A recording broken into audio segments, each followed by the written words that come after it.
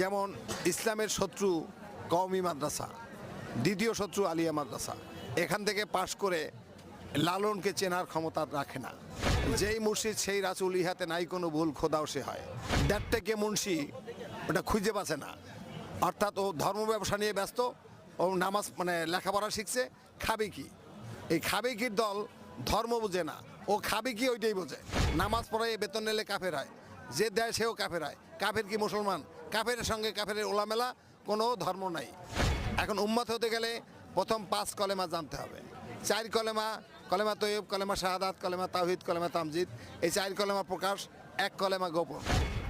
বর্তমানে যে তাবলিগ জামাত সৃষ্টি হয়েছে, এই তাবলিগ জামাতরাও 5ম কলেমা জানে না। তাহলে পূর্ণ মুসলমান না, প্রমাণ হয়ে গেল।